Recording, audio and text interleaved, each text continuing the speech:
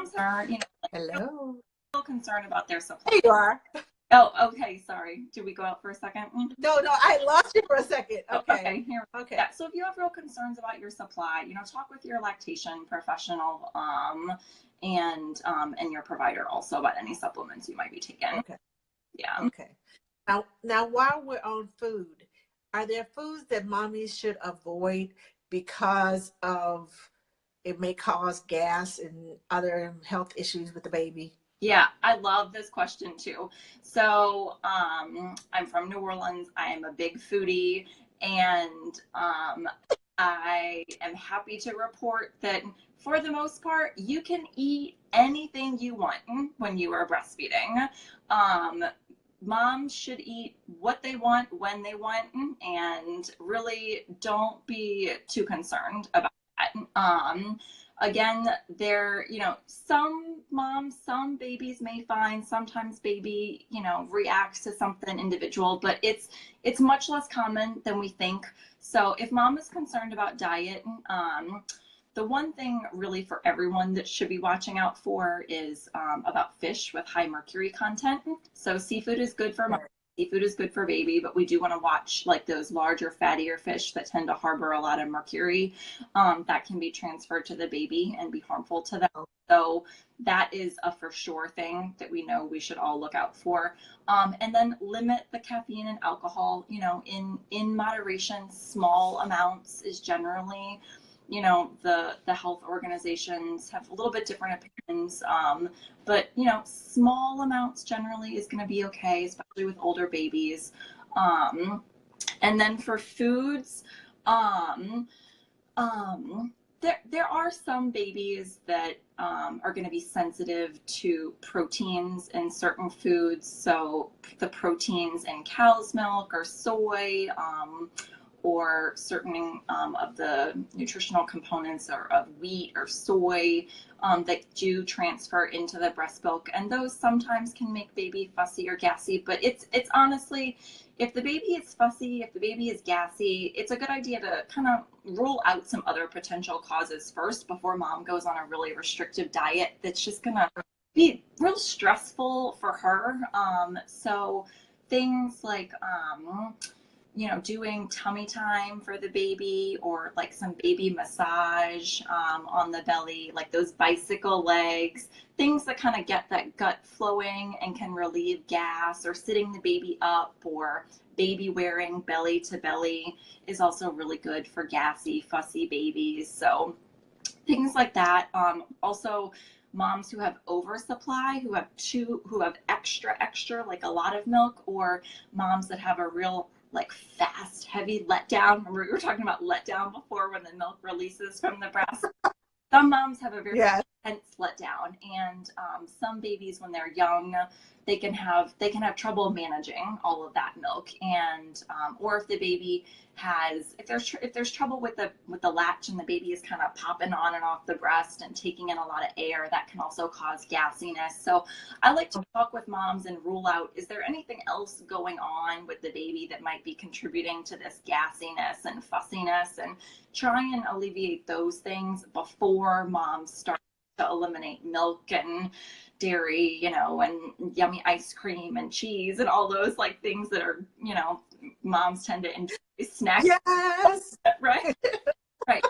And for most of the time, it's not necessary. Most moms and most babies are going to tolerate a wide range of foods just fine. So in some cases, it may be helpful. Mom may find that her and baby get some relief from eliminating certain foods. And if you have to do that, it's good to start with like one thing at a time. So cut out milk and then wait a few weeks, and then cut out the soy and wait a few weeks, and kind of see how it goes. And just, kind of like trial and error with that. Okay. Now, my next question to you was you said about alcohol and the caffeine. Mm-hmm. I've heard of pump and dump. When do mommies usually do that, the pump and dump thing? Yeah. So again, the pump and dump is another huge myth when it comes to breastfeeding. So pumping and throwing away your milk is not going to take the alcohol out of your breast. So alcohol, it does transfer into breast milk, but in very small amounts. And I can link after this to some more recommendations for this. So again, this is an area where we don't have a lot of research because it's not really safe or ethical to do research on like drunk babies and drinking and breastfeeding. Yeah. But what we do know is that really just a very small amount of alcohol transfers into milk. And so if mom is having, you know, just like a drink with dinner, that's generally safer, especially for an older, healthy baby. You know, but really in moderation. And so the pumping and dumping, it's really that's just going to cause like wasted breast milk and undue stress for moms. So if mom is going to choose to drink, honestly the safest time to feed your baby is either have that drink while you are nursing or right after you nurse, and then while you are metabolizing that alcohol over the course of the next couple hours, then like it's processing through your body, and then when you go to feed the baby again when they're hungry again a couple hours later, then that alcohol is mostly metabolized out of your bloodstream, you know. So you know, and it's also it's about safety. So if you, we don't want to be having moms drinking so much that they can't take care of the baby too. So that's also honestly that's more of a concern generally than the alcohol in the breast milk. Okay. Now, tell me, I know some moms pump their milk. What is the proper way to clean all the breastfeeding, the pump attachments? Because I know they have little flaps that come on there and I know. all these. It's like a bajillion parts. Honestly, we need better pumps without a million pieces because it is hard work to keep it clean and to take care of all those little bitty pieces. So this is an area, so probably about within the past year, the CDC, Centers for Disease Control, came out with some updated guidelines about how to clean your breast pump. So I will link to that down here. And those recommendations are very conservative because they want to make sure that we are really keeping everything clean, just like the previous doula and lactation counselor was talking about. So we're not introducing like any infection into parts that are touching the breast or parts that are touching the milk that the baby is going to get. So generally what they recommend is after every time you pump, to clean with warm soap and water every piece of the pump that comes in contact with the milk. So the flange that goes on the breast, and then the flaps, the valves that the milk is going through. Generally the milk is not the tube. Yeah. The tubes, generally, those do not need to be cleaned, but any part that's touching the breast or touching the milk needs to be cleaned with warm soap and water after every pumping session, and then ideally sanitized at the end of the day, either by using like those steam bags that you can run through the microwave, or like the sanitize function on your dishwasher, or like a drop in boiling water for a few minutes. That is the most like conservative, super clean, super duper clean way to tidy up all their equipment. Some moms do choose between pumping sessions. So let's say you're at work and you're going to pump 2 or 3 times during the workday, and then you're going to go home to baby in the evening. Some moms do choose to disconnect their pump equipment and those flanges and the valves, everything that's touching the milk, put that either in a Ziploc store, like a plastic storage bag, or like a plastic container, and store that in the fridge the same way you would store like leftovers where you're putting your milk. And then to clean everything thoroughly at the end of the day. So, you know, it's something that people have to think about on a case-by-case basis, balance it, because it's time consuming, you know, to be cleaning everything after every pumping session. So if mom has a preemie baby, or if it's a newborn, or anyone in the house has been sick, or, you know, if just there's any health concerns, I would really advocate for diligently cleaning all of your parts every time you pump. But as baby gets older, mom and baby are healthy.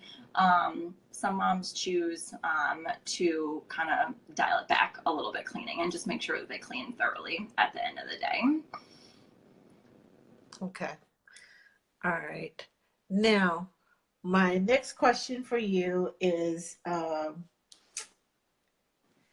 are there certain positions that are better than others when breastfeeding? Um, the position that's best for breastfeeding generally is the one where the mom and the baby are the most comfortable. And that's going to be a little for every mom and baby, depending on, what, just how they feel and what's most comfortable to them. I always really liked, like the cross cradle position in front of me like this when my baby was teeny tiny. And then as we got kind of like more skilled and we got more like breastfeeding tricks, the two of us, then I really like side lying, so I could lay on my side with the baby next to me on her side in the bed, and then I could just relax really like that. And then when she was done nursing, she would roll right there on her back, and she'd be right there with me. And the sideline was really comfortable for both of us. There's also the laid back, which is also called Australian or natural breastfeeding, where mom is really more like reclined way far back, either in, like on the couch or on the bed, leaning almost like flat back with the baby, belly to belly with her. And that can be really nice. We were talking before about how to get like a good deep latch, and laid back breastfeeding can really facilitate a good, nice, deep latch for the mom and the baby because you've got gravity helping you, and it helps the baby to like self-attach onto the breast more as opposed to forcing them on, like mom placing the baby on. With the laid back breastfeeding, the baby can kind of crawl and situate themselves and attach more themselves. So it takes a little bit of practice to get comfortable with that. But that's also a really good one for getting a good latch with that laid back breastfeeding. Cool. How use, a bottom pillow or a breastfed pillow or something like that, but you don't have to have anything special to breastfeed. Because that was going to be my next question about the products that I've seen, the boppy pillows. There's all of those. But I honestly, I use the boppy pillow when they're young to kind of lean them up, and not necessarily in a position, but just kind of lay them on there so they can kind of just be kind of laid back, as you put it.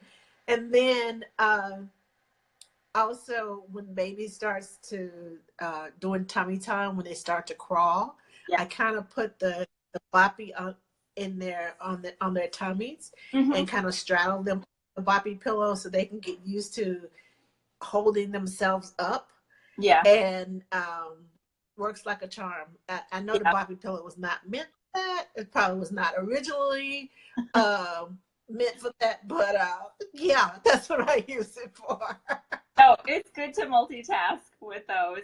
It's also really good for moms. Moms can be really tender down below after having baby, and we can have hemorrhoids, and there can be all kind of issues going on down there, little tears and things. So if you sit on that boppy, so turn it around so that the open side is like to the back of the bed or the back of the couch, and then you put like a little ice pack or your frozen peas or whatever in the hole underneath there, that can just be a really nice little cushion for mom to sit on. So that's another great use for that boppy pillow.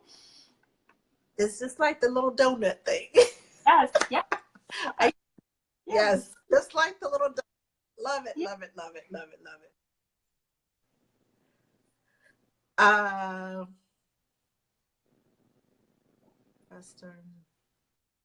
Okay. Jody said her internet isn't cool and keeps cutting out. Oh no, just bummer. Oh, Jody. Yeah, I can stay I on. know. stay on. Yeah. Okay. Uh, so, about the